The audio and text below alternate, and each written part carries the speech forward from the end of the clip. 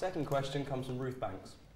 It's the 50th anniversary of Tibet's failed uprising against Chinese rule this week. Today, Prime Minister Wen Jiabao said that the situation in Tibet is peaceful and stable.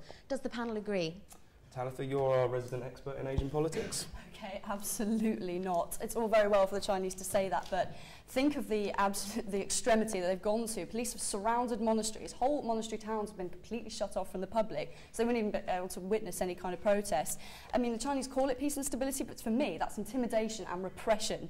I mean, they don't even give the full story. There's new research out by the Human Rights Watch that found that although the government does acknowledge that 150 protests happened in March last year, they don't give any details of those protests, and over 1,200 detainees are still unaccounted for. So they're not even giving you the full story even when there are protests.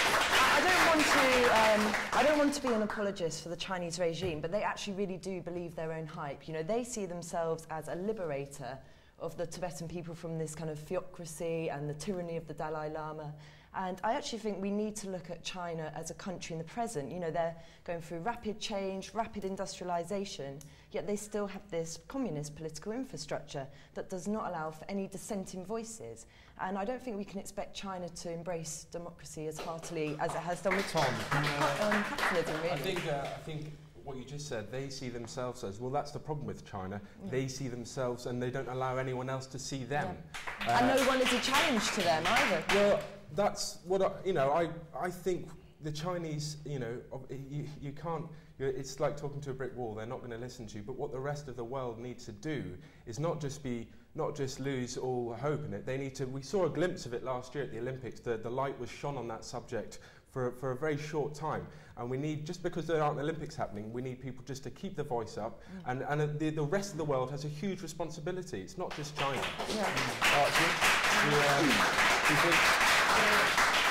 Do you think it's realistic that the rest of the world can get involved and try and sort of stop China? Well, we'd like to, but China are an evolving power. Like she said, they're an evolving country, one of the if not the biggest population in the world. And they're a huge economic force right now. So as much as we'd like to get involved, we kind of have to sort of play ball with China until we can. It's got to be down to the Tibetan people at the end of the day, but that is not being allowed by the Chinese government. And the Dalai Lama has been the symbol of hope for forever, but literally every time he speaks, like he made a speech this week, he described the situation in Tibet as hell on earth for the past 50 years. And the Chinese just responded by saying, he's a liar, he's a terrorist, he should be silenced, and I will only, Wen Jiabao said, I will only get involved in talks with him if he moderates and gets rid of his separatist view, but he's only calling for autonomy. I mean, yes, I think the world should put pressure on it, but I don't really see how that's possible at this stage. Okay, I'm going to have to leave that there for the time being.